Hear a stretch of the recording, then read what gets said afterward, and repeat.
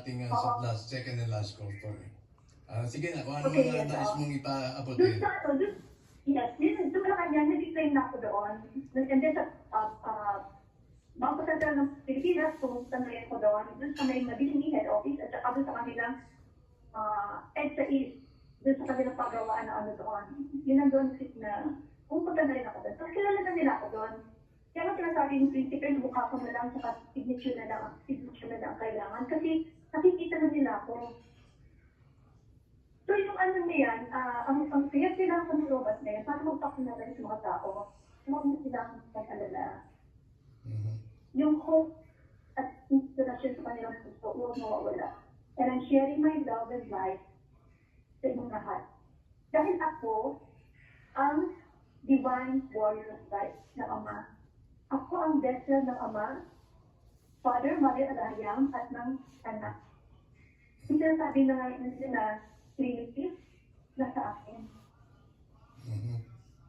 So, Father, Alahayam, nasa akin. Holy Spirit, nasa akin. Yung divine spark ni at ang Saya. Noong unang alam ko lang ang Visaya, Michael Archangel.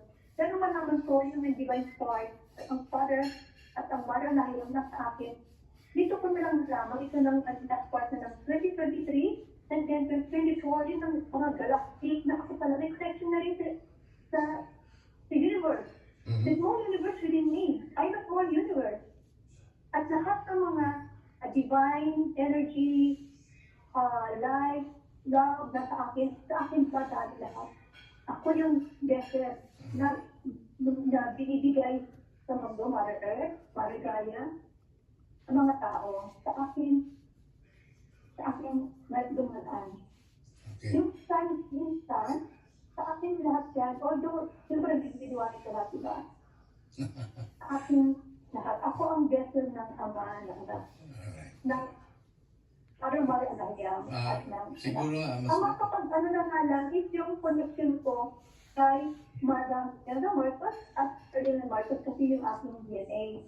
And then yung pag dinala ako doon, kasi ang Father Almighty and Creator, gumagawa na rin siya. He's fighting for my battle.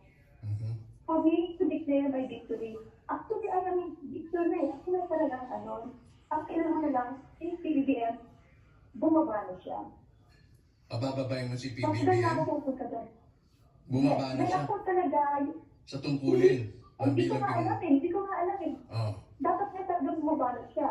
Dahil naririnig ko, naan ko kasi sa ano na, nandun kasi sa Malacanang. Alam mo, magagawa mo yan, Iwa, kapag meron ka talagang matibay na pinangahawakan. At kami mismo, makukumbinsi at susuporta sa iyo kapag napagpakitaan mo kami ng isang manifestasyon na magsasabing ikaw ang nanga. Di ba? Baka nga meron naman, pero hindi mo lang pinapahalata sa ngayon. Nasusurprisahin mo na lang ba kami?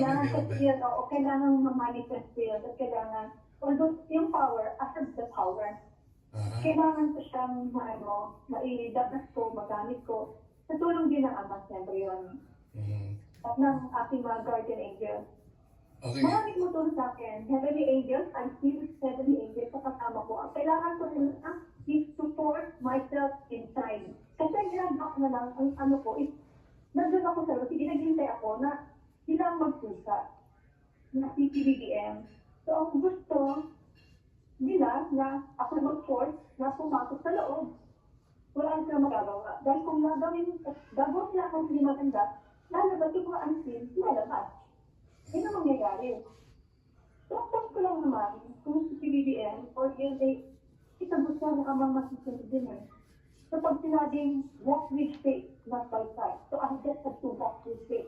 Kailangan pumasok ako, lalakad ako. Hindi ko sila intindihin. Kailangan ko lumakad. With faith. Na ako, na yung claim ko ay ako yun.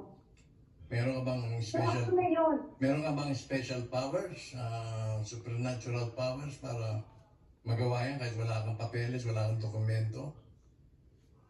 Hindi naman natin dinidiscount yun, kasi nangyayari yun. O kung may meron kang supernatural power, magagawa mo yun.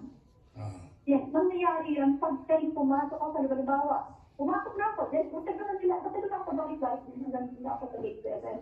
Hindi na ako nakapasok. May mga PSU doon. So, ang ano na nga lang is, pumasok ako lang, talagang pumasok ako sa gusto ko. Di ba? And then, so ano mangyayari? Tigilan nila ako, ano? Yun na lang ang... May, alam mo, pwede nga yan ganyan, ano? Kasi may nangyari ng ganyan.